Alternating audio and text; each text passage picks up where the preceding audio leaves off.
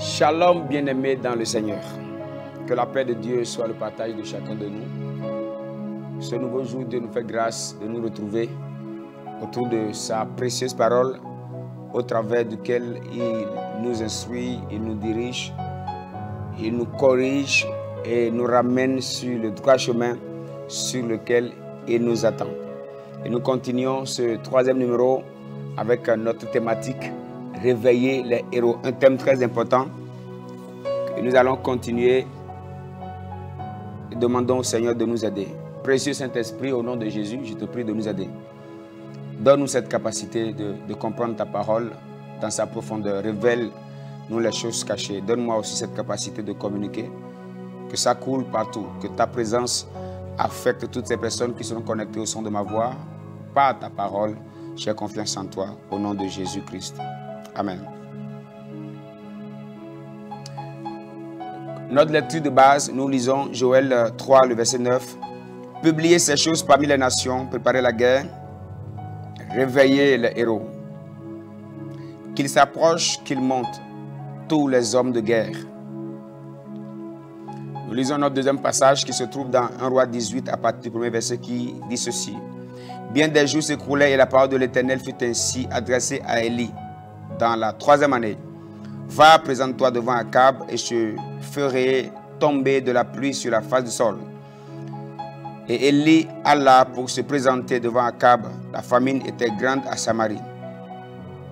Et Akab fit appeler Abdias, chef de sa maison. Or, Abdias craignait beaucoup l'Éternel. Et lorsque Jézabel extermina les prophètes de l'Éternel, Abdias prit 100 prophètes qu'il cacha 50 par 50 dans une caverne et il les avait nourris de pain et d'eau.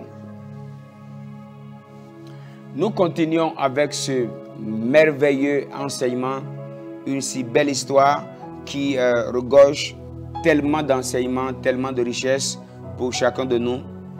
Nous sommes en train de parler de réveiller les héros. Dans le premier numéro, on a déjà parlé de qui est l'héros et quelles sont ses responsabilités. On a parlé aussi de qui est Abdias. On a parlé de qui est Abdias. Et nous allons continuer avec la 3e partie.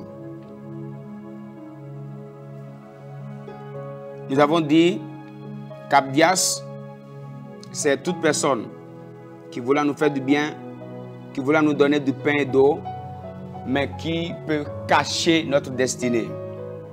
Abdias cachait les 100 prophètes et les 100 prophètes mangeaient, buvaient, mais leurs destinées ont été inactives. Nulle part dans la Bible, on nous parle de ces 100 prophètes comme étant des personnes que Dieu a utilisées. L'histoire de ces 100 personnes ont fini dans la caverne. On ne nous a rien dit de plus. Voilà pourquoi nous disions tantôt qu'il faut être vraiment éveillé et faire attention à tout ce qui peut nous apporter un plaisir temporel, tout ce qui peut nous apporter une bénédiction passagère, mais qui cache derrière une capacité à pouvoir nous empêcher d'accomplir le plan de Dieu. Toute personne qui te nourrit, toute personne qui pourvoit à tes besoins, toute personne qui paie tes études et qui te pousse loin de Dieu est un Abdias, est une personne que tu dois éviter parce qu'elle t'empêche d'accomplir le plan de Dieu pour toi. On doit beaucoup faire attention. On doit faire attention à tout ce qui nous donne une jouissance passagère, tout ce qui nous donne une vie d'aisance temporelle, mais qui cache derrière ce pouvoir qui nous maintiendra captifs, qui nous maintiendra esclaves et qui nous empêchera d'aller jusqu'où Dieu nous attend.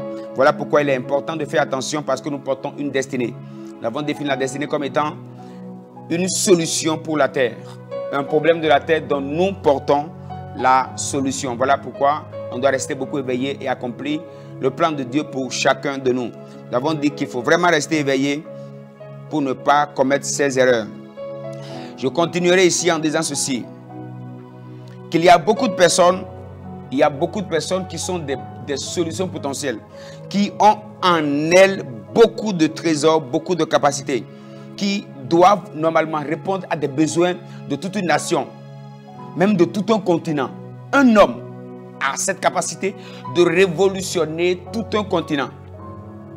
Mais la tragédie est de remarquer qu'une telle personne vivra et mourra sans rien accomplir, comme le disent certains. Aujourd'hui, les cimetières ont toujours été les endroits les plus riches parce que de grands hommes ont été enterrés sans jamais être grands. Des riches ont été enterrés sans jamais être riches. Des projets sont restés dans des têtes et ces têtes ont été enterrées. Pourquoi? Parce que certainement quelque part, ces héros ont été endormis. Que Dieu nous aide afin que chacun de nous, que nous ne fassions pas ces erreurs, mais que nous accomplissions le plan de Dieu pour chacun de nous. Parlons de ce qui peut cacher les héros. Qu'est-ce qui peut nous cacher? La première chose que je note ici, si nous regardons la vie de ces prophètes, nous pouvons remarquer la peur. Qu'est-ce qui les a poussés à accepter les offres d'Abdias? C'est la peur d'être tué. La peur d'échouer peut t'empêcher d'aller où Dieu te veut. La peur d'échouer. La peur d'échouer nous empêche de prendre des risques. La peur d'échouer nous empêche de nous lever sur ce que Dieu nous a dit. La peur d'échouer nous empêche de poser les pas que Dieu attend que nous posions. La peur d'échouer peut nous bloquer, peut nous museler. La peur est un élément qui peut détruire tout un trésor caché dans la vie d'une personne. La peur peut enterrer un héros de manière prématurée. La peur d'échouer. Si nous voulons aller loin avec Dieu, si nous voulons réaliser de grandes choses, nous devons commencer à bannir la peur. La peur est un sentiment normal, un sentiment naturel. Mais ce sentiment naturel peut devenir un instrument dans la main du monde des ténèbres, dans la main de Satan, pour nous bloquer et nous empêcher d'aller où on veut, où Dieu nous veut. Pourquoi souvent nous avons peur? La peur apparaît dans notre vie lorsque notre confiance en Dieu commence à être défaillante. Celui qui compte à 100% sur Dieu n'est pas frappé par la loi de la peur.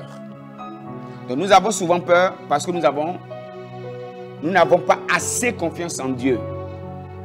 On se demande qu'est-ce que ça va faire? Ça va tourner comment? Et si ça ne marche plus comme je l'aurais souhaité?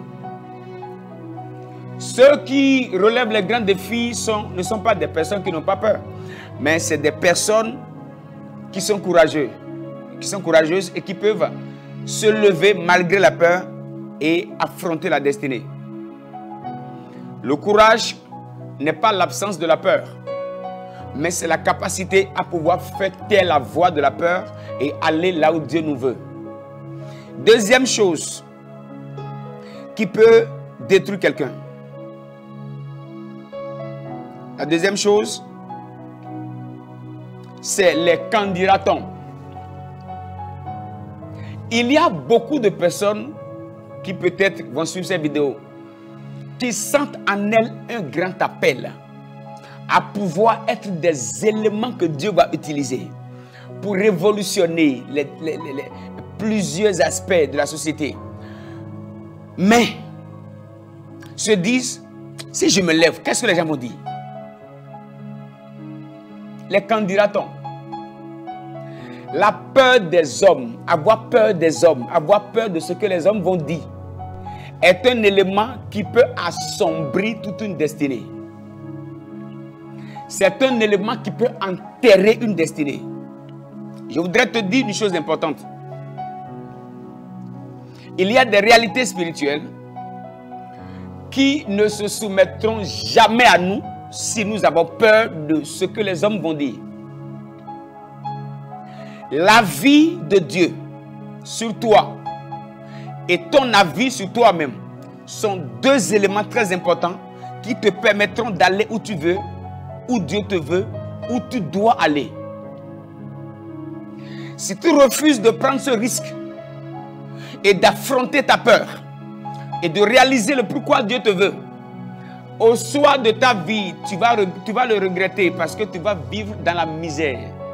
Tu vas vivre dans la souffrance. Et au soir de ta vie, tu vas dire, si je savais, j'allais braver la peur, j'allais mettre de côté les pensées, les paroles des hommes et faire telle chose. J'allais affronter telle chose. Je parle à ces hommes, à ces femmes. Je parle spécialement à la jeunesse. Si on ne se lève pas aujourd'hui, demain sera trop tard. Les années passent, les jours passent. Nos âges avancent. Et les choses ne nous attendent pas. Dieu a besoin des personnes qui peuvent affronter la peur. Une personne comme David. Ses frères parlaient. Mais lui, il n'écoutait pas ce que disaient les autres. Mais il a confiance en Dieu.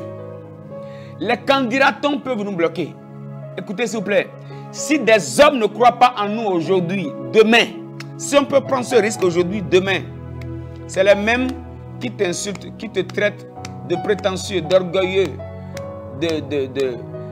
d'une personne qui exagère, comme les frères de David.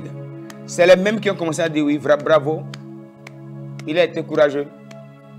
Si tu ne te lèves pas aujourd'hui, les personnes qui t'effraient, les personnes qui te font peur, je vais te dire une chose, les frères de David qui le menaçaient n'ont pas la capacité de renverser Goliath. Il y a des personnes de qui on a peur, mais le challenge que nous avons, le défi à relever, dans le plan parfait de Dieu, ce ne sont pas ces personnes qui vont renverser ces Goliaths, ce ne sont pas ces personnes qui vont changer l'histoire. Si tu regardes ces personnes, tu vas échouer. La vie de ces personnes, leur vie, dépendront du risque que nous allons prendre. Je voudrais dire, parler à une jeunesse, l'avenir de l'Église dépendra de nous. La couleur que l'Église de demain aura. La gloire de Dieu qui se répandra demain, ça dépendra de nous. Et nous n'avons pas le droit de blâmer qui que ce soit. Nous n'avons pas le droit de manquer de respect à quelqu'un. Nous n'avons pas le droit de faire d'erreurs. Nous avons la lourde responsabilité d'affronter aujourd'hui les défis que nous devons affronter. Afin que demain, qu'on ne dise pas si je savais. La peur peut bloquer plusieurs. Voilà pourquoi je viens par cette exhortation nous encourager tous. Qui ne passe pas par ces moments? Personne. Surtout si vous voulez aller loin. Si vous voulez accomplir de grandes choses. Attendez-vous à des voix contraires. Attendez-vous à des vents contraires. Même des personnes qui te félicitaient vont commencer à se positionner comme étant des opposants. Alors que Dieu nous fasse grâce de ne pas nous concentrer sur ce que les hommes vont dire, mais qu'on soit concentré sur le plus important, sur le projet, sur l'objectif à atteindre, et qu'on mette de côté toutes nos incapacités, toutes nos imperformances, et qu'on soit concentré sur Dieu, lui qui détient toutes les capacités et qui a le pouvoir de nous aider à aller là où il nous attend. Je voudrais encourager quelqu'un. Mets ta peur de côté, parce que la peur peut te tuer. La peur peut t'arrêter. La peur peut te détruire. La peur peut te bloquer. La peur peut t'aveugler. La peur te fera voir même le problème qui n'existe pas. Ouais, la peur nous fait voir même ce qui n'existe pas. On ne va même pas encore sur un territoire, mais on a déjà peur. Si nous pouvons faire comme Josué et Caleb, si Dieu nous a promis cette montagne, si Dieu nous a promis cette nation, si Dieu nous a parlé de Canaan, si Dieu nous a confié cette vision, c'est qu'il nous donne aussi la capacité de l'accomplir, de réaliser cette vision, d'accomplir cette destinée, le projet, de l'accomplir.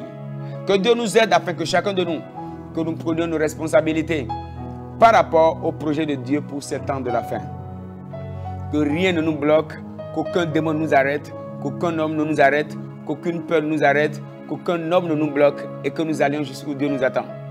Que nous accomplissions les grands projets de Dieu.